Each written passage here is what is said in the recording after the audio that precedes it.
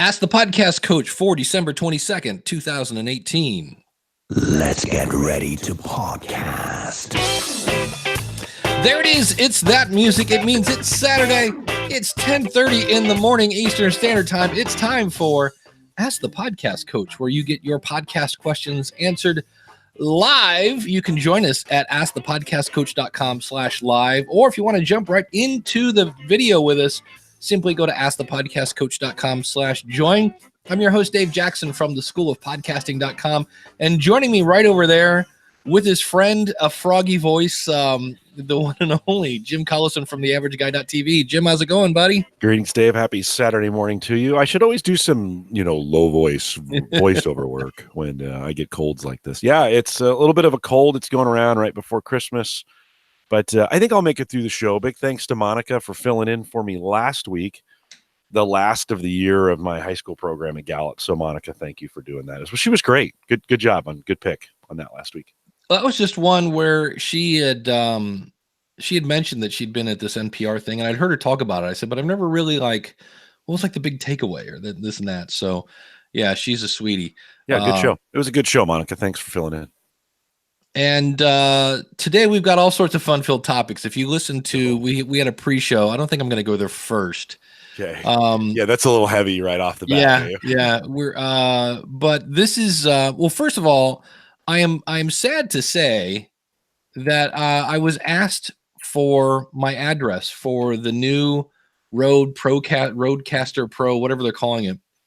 And I emailed them yesterday to go, I'm noticing everybody else is doing videos and demonstrations, and mine hasn't showed up yet. And the email I got was, we're out of the office till January 2nd. Oh, bummer. And I was like, okay. Because at this point, I still want to play with one, but all of the questions I had have been answered. And I was kind of like, because the guy from Podcastage just did a super in-depth one. And so what I've found is, you have almost very little control over bass, middle, and treble. That's the one that I was like, actually, that's more of a deal breaker than the no separate tracks. To me, I'm like, if you can't let me really adjust the voice, then because I was like, look, if I can make me sound the way I want to sound, then I don't care that I don't have those other options. It's kind of a very niche product, but that's the update on that. Because people are like, hey, is it in yet? And I'm like, not yet. And I kept thinking, and that's when I finally emailed them and said, can I have a tracking number or something? And it was like, no, we're not. You just got the auto reply that said January 2nd. Yeah. And I was like, well, it's pretty tough this time of the year. A lot of organizations, including Apple, our friends over at Apple, take the time off. And so, yeah, that's a bummer. So with that, Dave, so that's a non-starter for you. You think because you can't get EQ, you're not interested? Because it's one of the things that I went to, like, oh man, this is a great, and it's still a great tool. But let's say for whatever reason, it's me, you, and I don't know, Monica, and Monica's voice for whatever reason comes off really bassy, and either that's just the mic we have laying around and we can't really tweak it, and we turn off the big bass and we turn on the aural exciter, but for whatever reason, she's still a little muffled. There's no, well, I shouldn't say no, to edit that to where I can just edit Monica now. I've done this in the past. It's no fun. What you do is you have your multi-track recorder and you set up the second one with a separate EQ. So it's going to boost the high end and cut out the mids. And every time Monica talks, I have to split my track, drag her voice down to the second track. When she gets done talking, split the track again and move it back up to the first track. It's not as hard as it sounds. It's just one of those things where I really have to listen to the episode now. And it's just a lot of like, it's this extra step that you're like, oh, I wish there was a way I could have done this without it. So that's the thing. So I'm still kind of like, I forget the guy's name. Something like, I know it's Podcastage, but it's Bandrew. Bandrew is the guy. He was the first guy that actually let you hear what does the big bottom and the aural exciter sound like. And I'm like, well, that's pretty cool. And I guess if you're using okay mics, you should be okay. So that was my kind of whole thing. And he was kind of upset because he's a musician and there's no way to plug a 1/4-inch jack into that. Like you can't plug a guitar into that. And I'm like, it's not made for guitarists. It's made for podcasters. So I don't know. It's kind of one of those like, it does reek a little bit that had they just asked some podcasters that didn't work at Rode, this thing would have been an absolute home run. And the more I learn about it, I'm like, and I know it's not going to be perfect, Well, maybe they're trying to simplify because EQing is not for everybody either. right. Maybe I should take some of my bass out of here. I don't think it's going to matter. But EQing isn't for everybody. So maybe they're trying to get to a point where, or maybe they're expecting people to do it in software. Doing an EQ correction in software. Yeah. See, and that's going to be the tricky part because everybody's on the same track now. And I'm like, Yeah, that's true. Yeah, but that's true. On the other hand, ever since I've got my Mix Pre 6 now, and I do separate tracks for us, it's not as big a headache as trying to separate people out of a combined track. But it's another level of like, oh, okay, I got to do this now. And I know when I drag the file out, it's this multi-channel wave thing. It takes a while for that thing to actually get into. I use Hindenburg because Hindenburg does this kind of auto volume adjusting thing. Well, I'm dragging in 4 tracks. It has a 2 combined track. It has me. Actually, it's 5 tracks. It's me, the iPad, and you. So it's literally, I drag that in and I just let it go while I go to YouTube and do other things to adjust things. So there are times that I'm not I understand it gives you more flexibility and it gives you more opportunity. But I think if you actually recorded everything right in the first place, you don't really need separate tracks, but that's the thing. So does Auphonic do any EQ, any auto EQ? Do you know? I don't. I know there's something where it'll cut out. It's like a high pass filter, which is always confusing because a high pass filter cuts out the low stuff. I'm always like, why? Okay, whatever. Audio is weird. They've named things backwards. Yeah, everything goes up to 0. I know. Yeah, that's so weird. Yeah. And so I don't think so. Not that I know of. I haven't dealt with that. That would be interesting. I mean, they've got some things they do already, and with volume and some other pieces. Be interesting if they're adding any vocal EQ to it. Yeah. You would think there might be some universal standards on the voice, right? And how the voice, you kind of keep it in between a certain area. I don't know. Just an idea. You were going to mention Randy. Well, Randy has mentioned that they might be able to fix some of the stuff with a hardware update. Yeah. Speaking of that, the one thing I thought that I saw in Bandrew's review of it, this thing uses micro SD cards. So it's it's like the thing that's the size of your pinky, nail. And you have to take it out, which means you have to put it into one of those adapters so you can put it into your computer. There's no like with USB? the Mix. There's no USB interface. That's a mess. And that's one where I went, somebody again did not. Yeah. Cause I don't want to do that. To me, it's like, I got to reach around behind the thing.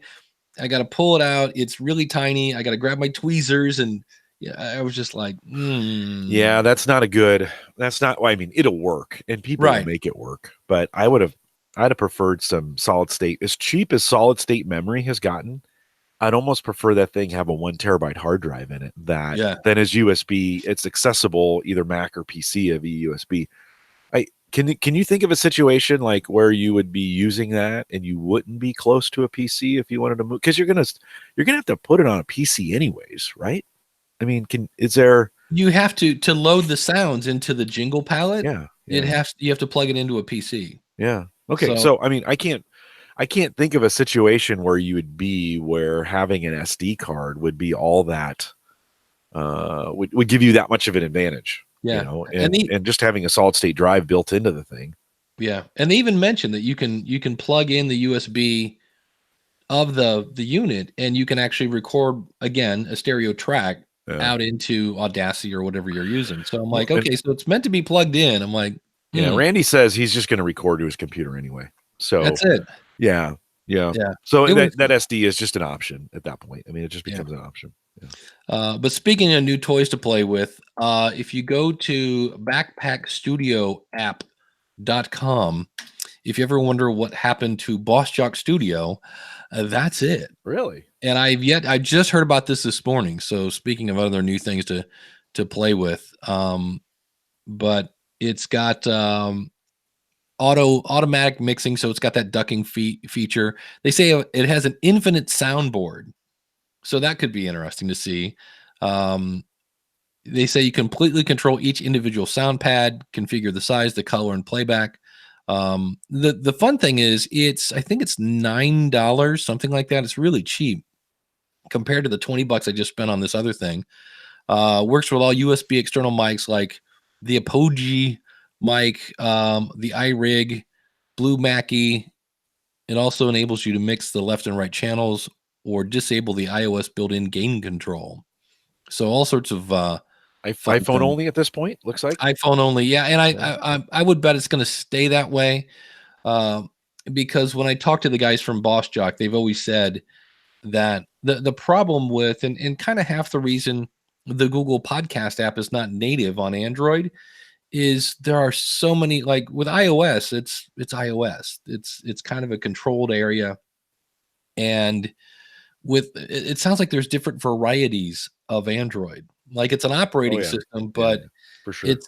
So it's not a case where you can build something and it'll work on everything. It's Windows. It's the problem Windows had, which is, you still have people running Windows 7, some running Windows 8, some running Windows 10. And that exists a little bit in the Mac world, but not to the extent it does in Android, and so that makes kind of sense. It's the same dilemma we have with players. And I heard this in your guys' most recent conversation on Podcasters Roundtable, it's just a huge audience. That's you can ignore it, but you're ignoring a gigantic audience that's out there on Android. And with these guys, yeah, I know it's difficult to program for multiple versions of Android, but that's a huge audience. I guess the question, and maybe we can throw it in the chat room, if you're going to use Boss Jock, would you use an Android device or would you use an iPhone for it? I think most podcasters are on iPhone. I mean, I'm going to get slammed on that one, but I don't know. Well, Paul Culligan started to hint at that for whatever reason, it just seems like, and he made the point, the fact that, we're all like, oh, Google Podcast, now Android people can listen to a podcast. And it's not like there are people over in Europe going, well, I would listen to a podcast if only I had a native app, because there's Pocket Casts and Beyond Pod and all these other, if you really want to listen to a podcast on an Android, you can do that. But I think they figure it out, don't they? Yeah. So it appears, at least from the data at this point, that people that have an iPhone tend to do more stuff on it and treat it almost like a little miniature computer, where from the limited data I've seen, people that have an Android use it for their camera and talking on the phone and texting. That's what my brother does. He keeps trying to get into podcasting, and I'm like, oh, here's the, and I showed him how to get the Google Podcast app, and he's kind of like, oh yeah, it's okay. So Dave, why the change from Boss Jock and to Backpack? That doesn't make any sense, but that was a bit of a head scratcher. Why it wasn't like Boss Jock? That seemed like a pretty strong brand. Yeah. And maybe they're and Backpack. I don't know if that makes much sense, but they must be going through some. Do you have any inside? Are they doing anything internally? Or I talked to Dave in, what is this, December? Whenever they did that Libsyn podcaster meetup, he was there, and I said, dude, the last time I saw you, you said you were either going to take Boss Jock out behind the barn, or you were going to fix it. And I said, where you at with that? And he goes, oh no. He goes, there's stuff coming. So I thought they were just going to come out with a new version of Boss Jock. I didn't know that this was, they were going to do a rebrand in the whole 9 yards. So okay. Yeah, maybe there's a legal reason. I don't know. That's a good point. Could be. Well, Backpack is kind of cool. I mean, Backpack Studio, that sounds cool. It won't take that long to rebrand it. It just, Boss Jock sounded like a cool name. It had good recognition. We've said that for 6 years, and then now you got to kind of redo it. Okay. Yeah. Well, good luck. Because you were kind of a disc jockey, so it had the word jock in there, and you were the boss, and Boss Jock, and was like, Boss was cool. Yeah. Yeah. Boss was cool. We were talking about, since we are talking about gear, Jason said he bought the Tascam Mini Studio. I hope you have better luck with that than I did. This is the U42, if I remember right. I probably have one sitting around here. I could never get that, because I did one before, a review, and it was okay, but I couldn't really get it to do. It kind of had some weird wonkiness with it. And then I heard a review on Tascam Talkback, and they said, "Oh yeah, we listen to podcasts. You can actually now do separate tracks with that unit. You can have it go into it." And I don't know if it's a driver problem or what, but I could not get that in any software I have, be it Audition, Audacity, or Hindenburg, to do separate channels where I could have me in one channel and a guitar in another, or anything else that's like separate. I just could not get it to do it. And it's got cool. It's got the little buttons. It's again got some of the little, I think it has like 2 or 3 little jingle buttons you can click on. But if you were doing something like Jason's doing, where he's doing interviews on the road, piece of cake. Plug 2 mics into that thing, plug it into your laptop, and $80, you can't beat it. So, but that's where I'd be tempted to go, either a Focusrite, or Behringer actually has some decent USB stuff, but all sorts of fun toys to get involved with. Kim makes a point in the chat room. She says, we were talking about, I had this comment about branding, backpack to boss jock to backpack. She said Datsun to Nissan. Remember those days when it used to be Datsuns and they changed to Nissan? Yeah, I think a good example. I think maybe a bad example. So HP just recently broke up, right? They broke up their hardware and their software. I did not know that. Yeah, and any ideas what their software division became? Yeah, nobody does, because they changed it to DXE. And you're like, who? Like, what? Well, and what big titles are on DXE? I can't even think of. This is their consulting, their software consulting type thing, and it may even be their hardware side. This is the problem. It's super confusing. And so, let's bring this back to podcasting. When you change your brand, right? And we recently did this at Gallup. We have a product called StrengthsFinder. It's been StrengthsFinder for 15 years. Everybody knows it as StrengthsFinder. We wanted to rebrand it to Clifton Strengths. We wanted to give it a different name because of the market has changed. Man, it has been tough to get our customers. And they're like, why? And so I think if you're thinking about rebranding, we've had these questions in the chat rooms before, in the Facebook groups before. I think it really needs to be a compelling, you need to have some compelling reasons why you're doing that to get that, especially if you've gathered a crowd around one name. And I'm not saying it's impossible, but it's going to cause some problems in what you're doing. You're going to cause customer confusion. If you don't have to do it, don't, I guess is what I say. Well, I mean, even right now, we're supposed to be saying Apple Podcasts, right? Yes, we're not saying iTunes, even though there's still a software called iTunes. It's kind of odd that way that, I'm with you. Have a strong reason for it. I always think it's interesting when somebody will take a show that's like, I don't know, The Marriage Advisor. And they're like, okay, what's the new brand? It's The Marriage Counselor. And I'm like, really? You're going to go through all that hassle of, getting new artwork and a new logo and redoing the website? I'm like, was there confusion before or something that, I had one when I had my podcast called The Musician's Cooler. Nobody knew what that was. They knew it was for musicians, but they couldn't figure it out, and eventually became The Marketing Musician. Okay, that makes a little sense. But even that, and I don't know. It's odd, but I see that all the time. We were Home Tech. My early podcast was Home Tech for the first 100 episodes, and then we rebranded it to Home Gadget Geeks. That actually went pretty smooth. In fact, the file name still says Home Tech. I've never changed I have a routine that I go through when I create the file, and it does some things, and I put it through a processor. That still says Home Tech because I copy and paste so much stuff. And so the brand is there on the file name, but that's because I had Home. It started, right? It was Home Gadget. It was Home Tech. And then it became Home Gadget Geeks. I think I actually picked a better brand the second time around. So it was, I think, again, I'm not saying you should never change things, but I think you got to take a hard look at what you're doing and make sure you're not causing more confusion in the process. Musician's Cooler makes sense when you think about it for a second. It's a bunch of musicians hanging around the water cooler, right? Right. Yeah. It had a But giant picture of a water cooler on the yeah, artwork, but there were still people like, is this like wine coolers? I'm like, really? Seriously? Is that where we're gonna yeah. go? Well, but musicians cooler, like it doesn't, Dave. Yeah. Again, you think about it Right. for a second, and you're like, oh, okay, I get it. But is it immediately identifiable? Home gadget geeks, pretty clear what we're talking about. Gadgets for your home for the geek, right? I mean, so I think you've got to, I feel like my brand got better when I changed it. And not a lot of people said, huh? I don't, what? Right. But it's hard. It's hard to find. I think I got lucky. I actually Well, didn't come up with that on my own. The network changed. We changed to the Geeks network.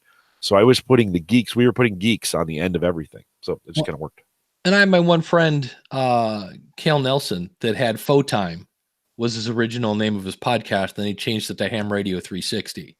That's a good example. That's a of great example. A good rebrand. It was like, he's like, I don't know what I was thinking.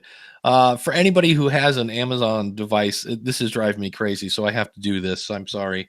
Cause I'm orange. Alexa, turn off The Office.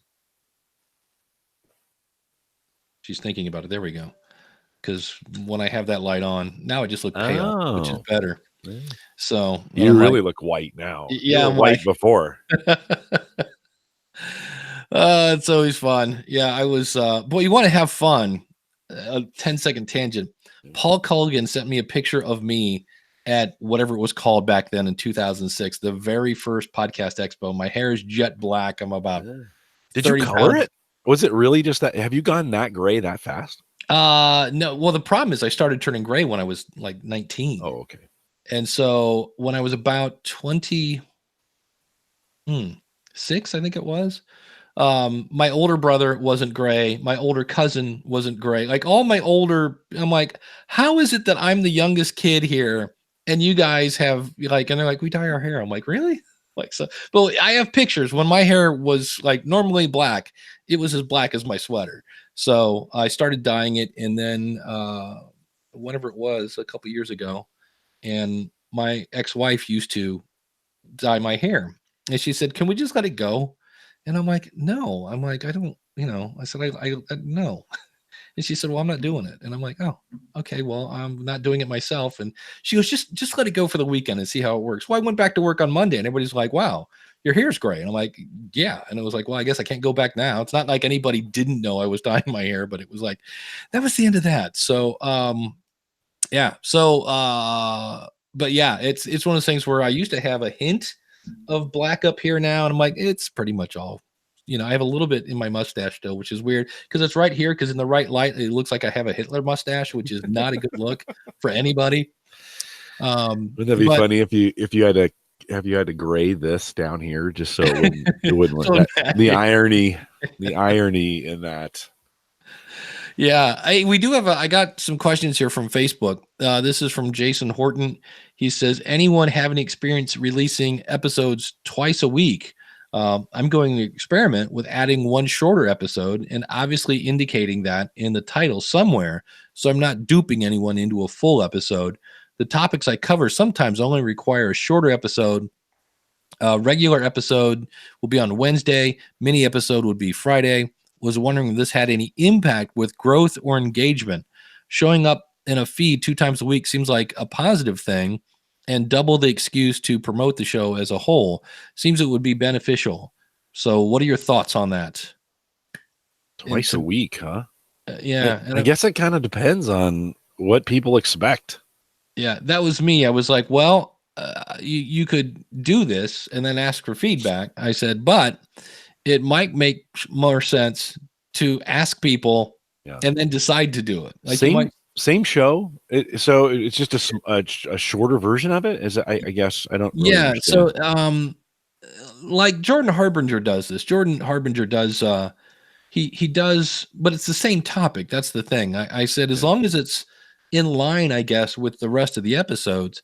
But Jordan will have a guest on, and they'll talk about psychology and motivation and all those Jordan Harbinger-y kind of things. And then on Friday, he does Feedback Friday, and it's where people send in questions and they end up talking about psychology and moving ahead and goal setting and kind of all the other I want to think a bit kind of stuff.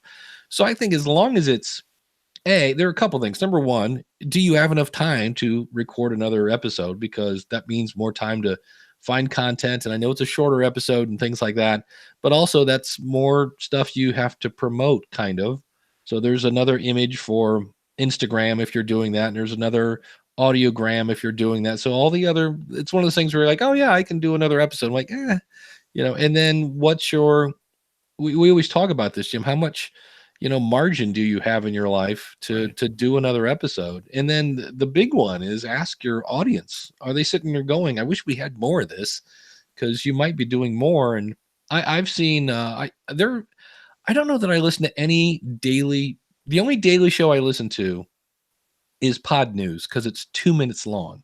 But I had a couple shows in the early years when I only listened to a few podcasts, and they were daily. And and it always came to the weird part where you would look in your podcast, you're like, wow, I've got 7 episodes behind. And I didn't unsubscribe, although most of them I have now. But a lot of times I would just go, you know what? I'm never going to listen to these. And for whatever reason, which logically makes no sense, because who cares unless it's a news show or something like that.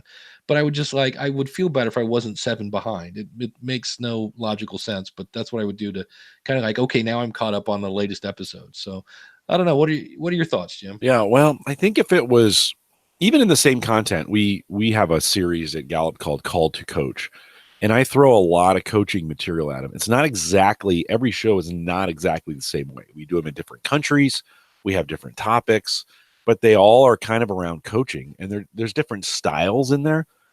And so I think if you're sending it down the RSS feed to an audience and the audience says, okay, I'm okay with that the Tuesday show is one format and the Friday show is maybe another format, I think that's okay if you don't get feedback from your audience saying, hey, like, don't do that. Like if you get 2 or 3, depends on your numbers. But I'd say if you start getting some feedback from your audience, like, what are you doing here? Okay, then I think you probably should consider, okay, let's create 2 separate feeds, because even 1% of your audience that contacts you probably represents about 10% or more that are thinking that, right? And so, I might think, okay, maybe I'd separate that out. We did a segment on Home Gadget Geeks called Home Tech Tips. And what I would just do is cut out sections of the interviews that were really, really good, condense them down to 3 or 4 minutes, right? And that was a separate feed. I didn't do it through the same feed. So that worked for a while, and then it just became too much to do.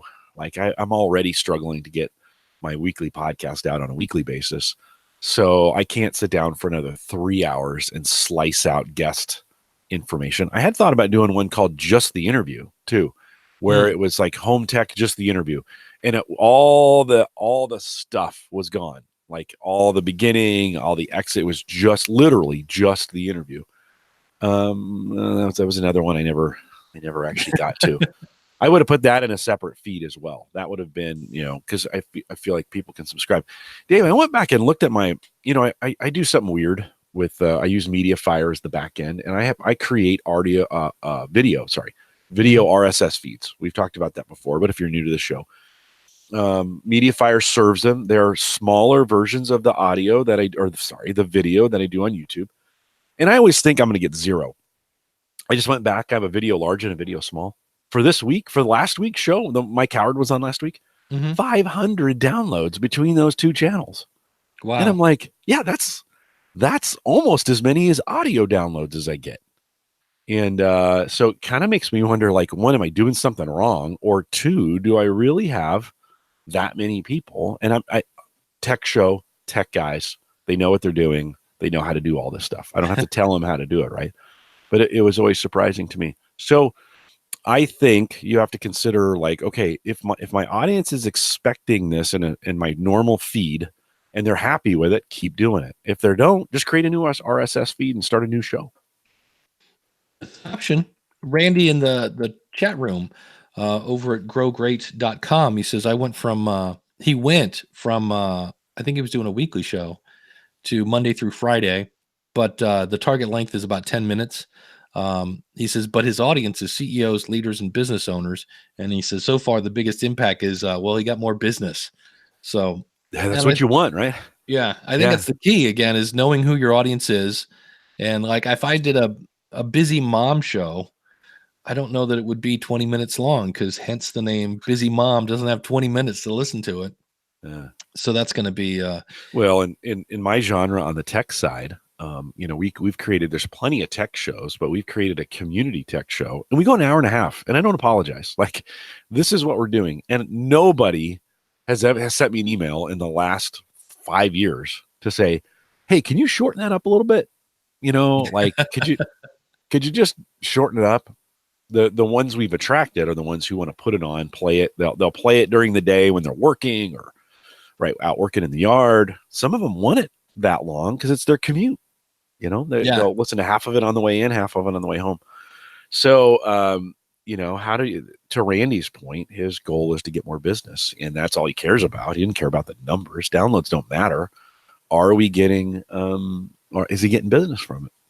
By the way, if you're not listening to Leaning Toward Wisdom right now, Randy Cantrell, Leaning Toward Wisdom, you should be listening to that. It's Randy's on fire right now. So Randy, thanks for doing that. You should be out there listening. Yeah, that's a good show. Who also has no, I'm completely transitionless. It's that time. It's that time to thank our awesome subscribers. And we are talking about awesome people like Josh Liston from onthebubblepodcast.com, Greg from Debt Shepherd, where he teaches financial wellness, Jonathan Bloom, where you can get some weekly inspiration. Be great today. You can find that at weeklyawesome.com. Glenn the Geek Hebert over at horseradionetwork.com. Probably a very tired guy. He did his whole radio marathon thing. Ooh, and he's all sorts. It's profitable because he gets all sorts. He gives away literally thousands of dollars of stuff to his audience, but it's always holy cow. Josh Rivers from podcastingexperiments.com. Max Trescott from aviationnewstalk.com. Shane from spybrary.com. Shane actually just launched a new show. I'll have to ask him what it is, but it's hyper local, which is going to be kind of cool. Karrie Bond from the Key West Perspective. Find that at keywestperspective.com/podcast. And my buddy Ronsley over at Amplify Media Group. Find that at mustamplify.com. That's an Australian podcast media group. And if you'd like to be an awesome supporter, simply go out to askthepodcastcoach.com/awesome. I'd like to have one more subscriber than last month. And this month, I think it's your turn. That's my new pitch. Ooh, nice. I like that. And it's actually working. We actually had some people sign up. So I'm like, all right, a buck is a buck. I will take it. So speaking, I should have kept my screen sharing going on here. Because somebody did a article. This is at lime.link. I've never heard of this site, but somebody mentioned this in one of the Facebook groups. And they're talking about what are the common bonuses, I guess you could say, or what are the common perks of people that are using Patreon. So they looked at some of the top Patreon people. The one guy, the Chapo Trap House, is a podcaster. He offers bonus episodes, and it's a really interesting article. They talk about, first of all, I guess Castbox shows how many subscribers you have. So I need to subscribe to my own show with Castbox to see what that is. But this guy's making over $100,000 a month, apparently. And but the thing through this was, it seems like everybody's offering either bonus episodes. Some people have a discount for their shop, but it seemed like bonus episodes and ad-free feed. Like apparently, if you have advertisements in your show, you can get it ad-free. That seemed to be constant. But you would think bonus episodes is kind of a no-brainer because, I mean, isn't that the whole point of Patreon? It's like, I'm going to give you something that you can't get someplace else. So that was the one that I was kind of scratching my head on. I'm like, of course it's bonus content. But that's if you're into Patreon, that is something. I'll have a link in the show notes for that. And do we want to go there? I don't know. This is so sticky. Yeah. Like we have done 4 years of this and have really never had to get political or anything. And this Patreon story is so dangerous with politics. Maybe we can start and see where the chat room goes. Yeah, it's because originally it was somebody in the chat room that alerted me to this, and that is that Patreon has been kicking off people off their platform. And the first time I looked into it, it appeared to be somebody that was a Nazi or was arguing with a Nazi or something of that nature. And I was like, to me, I kind of went, well, wait a minute, who's standing up for the Nazis? I'm like, that seems kind of odd. And then what I thought was interesting was Jack, something Campy, something like that, who's the main guy behind Patreon, put out an episode. And what I thought was really cool about this is because they'd kicked off Lauren somebody of some group, and he said, look, and he has a whole phrase. You know how I have my criteria for here's what makes a good media host? Yeah. He has criteria, and it's like when we see if you're promoting people that are hurting people or death or hate speech. And so this person had said, hey, what's your proof? And I like the fact that Jack said, here's our policy, and here's the video of her saying what she said, and here's the video of her doing things that would actually harm other people, and here's a video. So he's like, okay, he goes, people are going to get mad about this. And I guess the thing I wanted to do about this was not argue, does Patreon, are they wrong or right? Because he even says, look, people think this is political, it's not. And that's an argument that will go on forever, I think. Yeah. I guess my whole point on this was they're a business, and in the same way that I think Spreaker kicked off somebody last year, I'm sure Libsyn has probably had to kick somebody off. I mean, you're always going to have somebody being stupid on a platform, and it's a business. They're allowed to, it's not like it's a government agency where, I pay my taxes, I deserve to have my service. It's like, no, here's our terms. Here's what you're allowed to do and what not to do. And based on this evidence, you've broken it. And so consequently, you're not allowed to use our business anymore. And so for me, I guess that's my whole point, is people are like, they're really bashing Patreon for not sticking up for free speech. And I'm like, I don't think it's so much of free speech. It's like they have rules. If you go to the mall, you're not allowed to wear roller skates. You're not allowed to skateboard in the mall. There are rules. And if you break those rules, you get kicked out of the mall. So I was kind of like, I guess that was my whole thing, is everybody's making it political. And I'm like, well, I can see why they would want to go down that rabbit hole. But to me, at least the evidence I saw was like the one guy was dropping the N-word, and now he wasn't saying it as actually he was talking to people that were Caucasian, and he was like, you are being a white N-word. And I'm like, dude, that does not work. Did you know that the F word is sometimes not, I don't know if I've talked about this before on the show or not. It's not, what's the word here? It's not explicit. It's because somebody emailed me at Lips, and they're like, it's not. Yeah. They're like, hey, blah, blah, blah. Do you think Apple's going to have a problem if I use the F word? Because I'm not using it in an explicit manner. And I'm like, excuse me? There's other ways to say that? Yeah. Because it wasn't like he wasn't using it as a verb. I guess would be a way of saying that. It was more of an adjective, but I was like, yeah, that's no, the F word is explicit. Sorry. But it was the first time I was like, yeah, we're using it, but not in an explicit manner. And I'm like, please, I got to know more about that. So, well, it's so sticky because it's like the First Amendment is not what everybody thinks it is. It just doesn't mean you can say whatever you want, wherever you want. Right. Where it gets really sticky, we were talking about this in the pre-show. There was that bakery on the West Coast that wouldn't make a cake for the couple that was getting married, and there was some definite rulings on that kind of says you can't do that, and it's an appeal and all those other things, right? But this question gets, especially when we talk about services, this question comes in all the time of how do we refuse, and can we refuse if you're going to open a business and you're going to not be, because one person sees it as, oh, that's appropriate, and the other person says, no, that's totally inappropriate. So I don't know, Dave. I think it's as a friend of mine used to say, I think it's a sticky wicket, and you just don't know. You don't know. It will be interesting to see if they're taken to court, right? They can do this as long as nobody sues them for it. Right. And will they? I don't know. I imagine they refunded all their money and said, go away, go with you.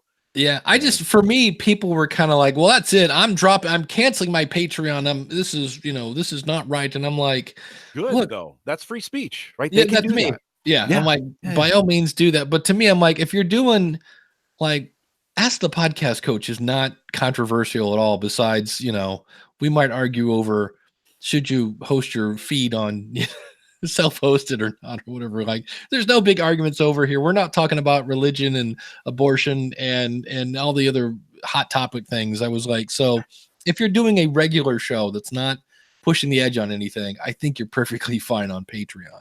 So I think I'll be interested to see, because there was one article I read, and there is already somebody has started a Patreon what's the word here, competition. Yeah. It wasn't half as cool. I mean, there's already Podbean has some sort of Patreon version over there. So I was like, well, a little competition doesn't hurt. Well, we had some for a while, right? And then kind of Patreon ran everybody out for the most part, and not in a bad way. It's just they well, there was Joyride. Right. Joyride was actually, I think, before Patreon, and then Patreon came out, really kind of took over. Google bought Joyride and then closed it down. We're like, oh. Right. So that was always kind of interesting. That I don't know what. I guess they just bought the developers in that instance. But well, I think you're right. I mean, I think what this speaks to is in a situation where there's no competition, these kinds of things can happen without repercussions, so to speak. Well, right. What are you going to do? Go somewhere else? There is nowhere else to go, right? So maybe we do need a stronger Patreon competitor so people can vote with their feet. Well, in the video from the CEO of Patreon, he said we're boosting up, we're doubling the size of kind of like, and they're making some sort of committee. Like, it won't just be one person that decides do they stay or go. Like, they're going to have, because they want it to be unbiased, and so there's going to be a group of people. And he really made it sound like, look, we're trying over here, but it's going to be tricky. And he has a whole thing. It's a keyword phrase. It's like it's something where we've seen it on camera. Basically, when we have actual evidence of you doing something stupid, that's a problem. And when we can prove it, when we have evidence, that's a problem. And so I thought that was kind of interesting. And I just thought I was like, kudos to him, because he knew the minute he put that out, he goes, this is going to make a lot of people mad. And he's like, but he goes, I've always hated it when I've seen other platforms pull people and they don't really say why to everybody. And he goes, look, I'm an artist. I started this because I wanted to get the word out. He goes, but we can't have people, doing this kind of stuff, and I don't want to be associated with that. So it's like we were talking earlier. I was helping a woman that did a show that was very, very pro-life. So however you want to look at that, pro-life, anti-abortion, or whatever. And her goal was she wanted to grow this huge, get sponsors, and make money. That was her absolute goal. And I just said, well, I got to be honest with you. You might have a really hard time getting a sponsor because some companies don't want to be anywhere near this issue. I said, so depending, and she got really upset. She's like, well, what do you mean? And I'm like, I'm here to tell you that this is I just felt like going, what country do you live in that you think that this doesn't split people? And I go, so people are either going to really like your show or really hate it. And I said, and because of that, a sponsor doesn't want to potentially lose part of their audience because they're like, well, you promote that show and I hate that, and blah, blah. I'm like, so she got really mad at me, and I'm like, okay, well, I'm just kind of telling you the truth.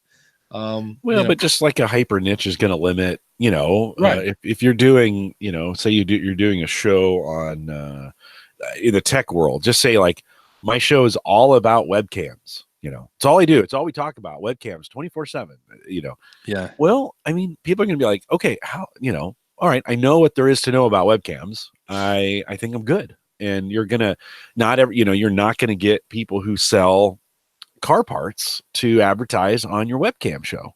Well, so where I think Patreon really comes into play, and I think in the future, like if we were to do a 2019, what do we think's gonna change kind of thing? Because I was gonna ask you, I'm not gonna be around next week. Oh, I've got that family thing. I Yeah, was going to yeah. try to squeak around it, and I thought about it this morning. I'm like, you know what? You're just going to make that's going to be a horrible day because I got my sister involved in that. I'm No, like, let's just take off next week. okay. Yeah, yeah.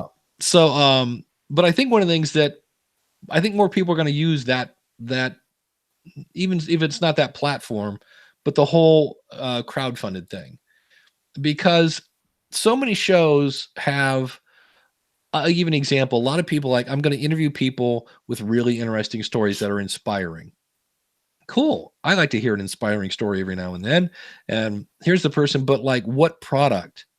Like, what makes a good sponsor for that? I mean, on one hand, Casper mattresses because everybody sleeps and this and that, but you got to get huge numbers to get a sponsor like that. So there might be somebody that's willing to sponsor that show, but to me, it's not like it's a football show. We can, we'll tie it to a bunch of dude stuff and sports stuff and jerseys and whatever.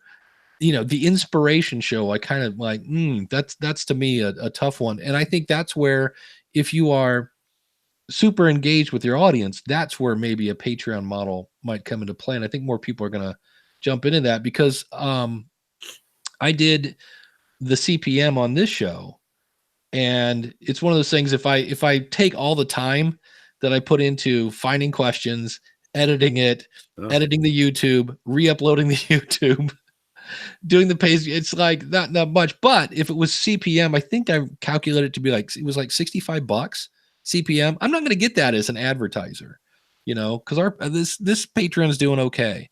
So I think that's going to be a trend we might see, as more people doing that who can just do a bonus episode. I don't know any of your thoughts for 2019. Oh no, I don't know. I think the ad platforms are going to get better for sure. As we think about what's coming, everybody's now we're set up nicely for a little bit of competition in the ad platform space. And so I think we're gonna get that figured out. I thought we'd get it figured out this year, to be honest, but we didn't get it figured out. My Amazon device. Okay, good. I thought my Amazon device was going to talk back to me. No, I don't think so. Kim had said in chat. Besides, I think when we go thinking of Patreon, when we go back to this discussion real quick, what other options are there? And I think there aren't very many other options. You can do PayPal. Didn't they, in this case with this Patreon guy, didn't they follow him over to PayPal, and didn't PayPal ban him too? There was a thing on BuzzFeed that said that in some cases they've been following over then, and they're just they just want this person to have no platform whatsoever. I forget his name. And I was like, well, that's a little excessive. When I don't want this person to have any kind of living in it, because you were talking about in some cases this is the way people make a living. Oh yeah, well, and Dan says in the chat room, that all those are platforms. Like it would be tough for you to build your own funding platform. It's super expensive to do that, and it's not like you could just grow your own. And so we are dependent on those a little bit for that. You'd have to find out, like, who's the top, I don't know, porn processor. Like who's doing all the credit card processing for the porn industry? Because my guess is they have a much more lenient. I don't know. It could just be maybe, it could be FDR or those same processors who do that. I mean, that industry has gotten fairly legitimate in the last 10 years. I think people view that industry differently than they viewed it 20 years ago. So I don't know. Yeah. I'm going over to Congressional Dish because I know Jen has a gazillion different ways that you can support her show.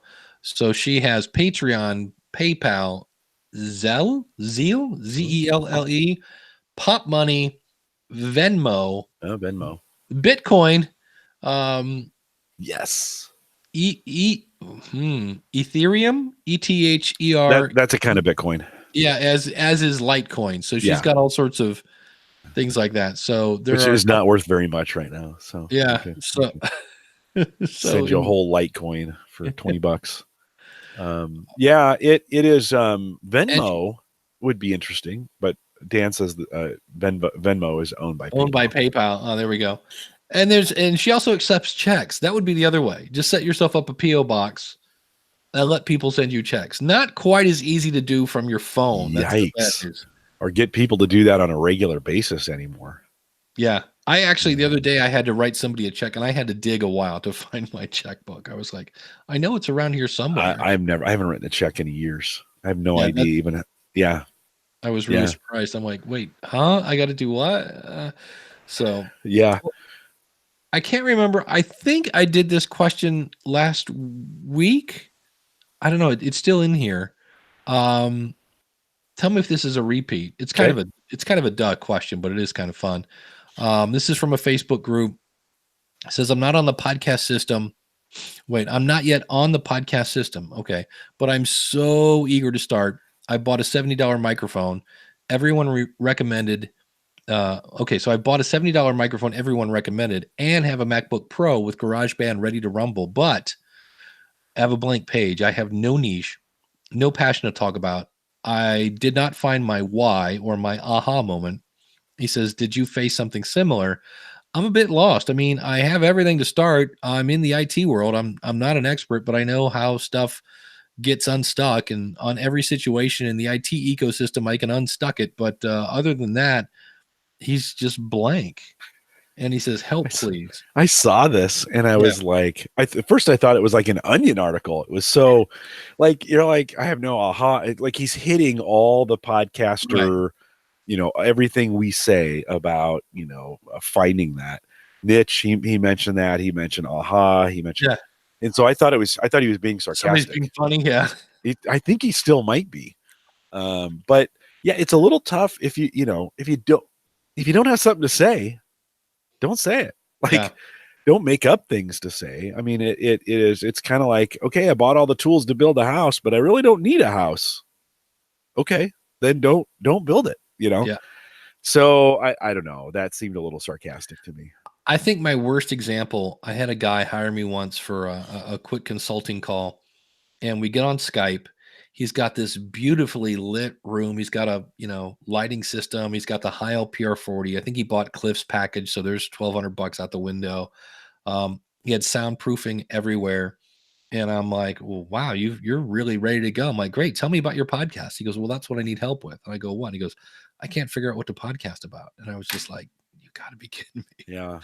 Cause he'd easily put out close to $2,000 because he had a really nice, and it wasn't like a webcam. He bought like a DSLR thing. And I was like, holy. And his question was, what do I podcast about? And I was like, well, let's talk about what your passions and what's your goal. And I was just like, somebody was on I don't know, having a really fun day and decided to just, go to town. So Randy says episodes would be really easy, seconds or minutes of complete silence. Yeah, well, I can't imagine going down that path. That is interesting. I'd love to know what groups or how did he get sucked into the podcasting thought or idea? Who's he listening to? What were the influences that got him to go from being a listener to wanting to create his own podcast, but from a technical perspective? In other words, from a gear and from a setup side of things. It's like, okay, what would be so compelling to get you to spend $2,000 with no outcomes? Like what was so compelling? And it made him think, "Ooh, I got to do what's this." the FOMO there? What do they feel like they're missing on or whatever, Yeah, I thought that was an interesting one. And then this one is just kind of a public service announcement. This was from Diane in a Facebook group. She said, I screwed up. I researched so much in hopes of not making all the mistakes people usually make when starting a podcast, but I'm hoping you all will confirm the screwing up just makes me more an official podcaster. Well, it does. When you forget to press record, which by the way, today I did, and I just went, what, forget it. We're just going to use the Mixer recording. It's going fine. Or YouTube. YouTube works too. Well, it's funny because I looked at this and saw it wasn't recording, made sure it wasn't recording track 3, hit things on, and I was like, oh, you idiot. She says, I even did my first interview with a close friend and fully expecting something to go wrong, and all was fine. She said, today I did my second interview, and after an amazing hour-long conversation, I discovered that it didn't record. she says, so for others to learn, I'm using Zoom, which is a really popular thing now. People like to use Zoom, and it seems to be working fine. Works pretty well. It's good platform. And she said, I have the settings so that meetings auto record. When guests tried joining, it said it was in another meeting, which seems to happen often, she says. So I had to end it and restart. And there's a thing in Zoom called an instant meeting where you can just go live now.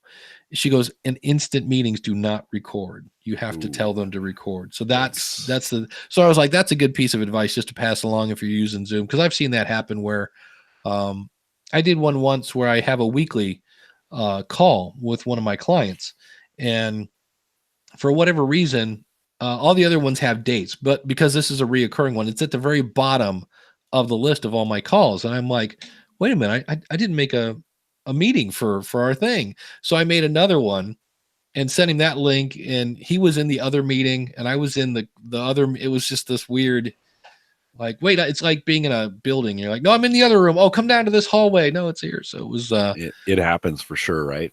I was doing a bunch of interviews in the UK. So I'd gotten up at like 4 a.m. and I was a little groggy. And so I just started doing, and I did them on a Google Hangout. Now that works out really well. I never forget to do that on Thursdays when I record that way, or in any way, because I always have a live audience, and the audience, if they say, hey, I can't see you, chances are I'm not broadcasting, right? So I kind of have a check in place, kind of make sure I'm doing that. But this morning, that morning, we were not broadcasting. I was just recording, and I forgot to hit broadcast. And Dave, that big button down on the bottom, it's just red or whatever color it is, blue or green, whatever. The whole time. And I'm just blah, blah, blah, blah, blah. And I did almost an hour's worth of interviews. And as I was getting to the end, actually, I had wrapped up an interview and I was talking to the guests, and I said, okay, so I'm just going to hit stop. And because she was asking, like, how does this work? And I said, I'm just going to hit stop. And I looked at the button and I had never hit start. And I'm like, oh, I'm like, well, I got to go now. Like, I literally hang up, and then I had to send that email of shame to the gal. I'm like, hey, I just took 45 minutes and none of it's recorded. None of it. It's just all ether. So yeah, it happens to everybody, right? Yeah. I mean, it just happens. The proverbial call of shame. That's always fun. Oh my God. Got to call the guest. Hey, it didn't record. So sorry. Can we do that again? One more. And it never fails. The better the interview, the better the chance that it didn't get recorded. And I wait a couple months just because the conversation's awkward. If you just do it again a day later, it's not as good as if you just like, hey, can we do this next month? One, I'm embarrassed, but 2, can we just do it next month? Yeah, that's true. Get a little time between the two of you. Yeah, Randy says the key there is if there's no red light in the upper left-hand corner, you're not recording. And mine is set to auto record, and then my guest won't be there. So I'll hit pause on the recording, and I have to just manually, like, the minute I see them, I'm like, record. I don't care for recording chit chat or what. So, Jim, anything fun coming up on theaverageguy.tv? Yeah, super fun. Addie was our guest last week. Let me tell you what, man, she was amazing. Like, she brought the tech stuff. Like, she's the podcast planner, right? She does that, but she brought some gadgets to the show. Pretty incredible. So even if you're not a tech nerd or a gadget geek, you should check it out. homegadgetgeeks.com. And then it's episode 383. Addie did a great job. Thanks, Addie. I'll have to check that out. And I believe on the School of Podcasting this week, you're either going to hear from a guy that's like a book author, guru guy, or a show of me explaining some of the tools I use. And also, if you haven't submitted your My Favorite Podcast Is for the year, I need that by basically tomorrow, because I'm doing that episode right now. I got a lot of responses, which is really cool, but I'm always looking for more. And you can just email me, dave@schoolofpodcasting.com. Put December question in the title and just say, here's my favorite podcast, here's why, and then tell us about your show. But stick around for some post-show.